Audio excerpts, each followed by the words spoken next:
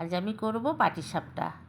তার জন্যে বাজার থেকে 4খানা নারকেল নিয়ে আমি কোড়া শুরু করে দিয়েছি।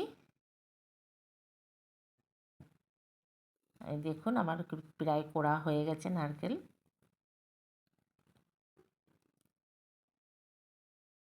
এবার বেটারটা তৈরি করার জন্য আমি একটা গামলা নিয়ে নিলাম। এতে 500 গ্রাম চালের গুঁড়ি,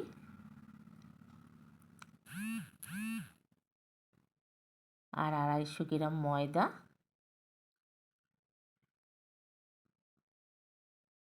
আর 150 গ্রাম মতো সুজি নিয়ে দিলাম, আর দেবো এতে সামান্য একটু লবণ। এবার দেবো আমি খেজুরের গুড়।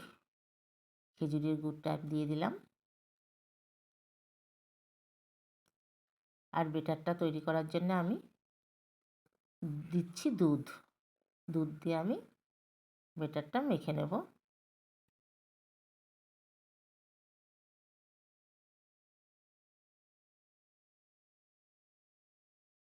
বেটারটা আমার মাখা হয়ে গেছে।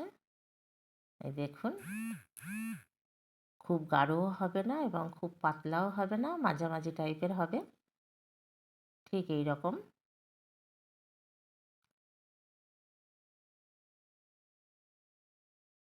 এইবারে গ্যাসে আমি একটা ননস্টিকের তাওয়া বসিয়ে দেব।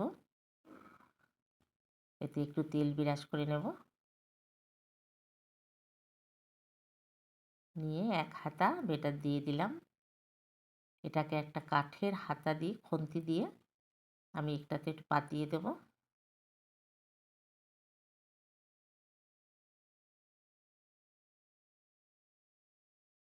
এবারে নারকেলের পুর দিয়ে এটাকে আমি জড়িয়ে তুলে নেব।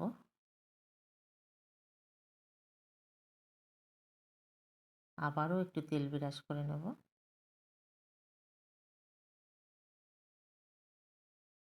আবার 1 হাতা বেটার দিয়ে দিলাম। দিয়ে খুন্তিটা দিয়ে একটু ছড়িয়ে দিলাম।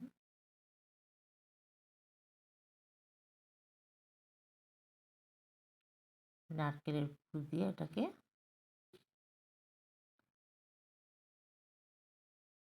মুড়িয়ে নিচ্ছি।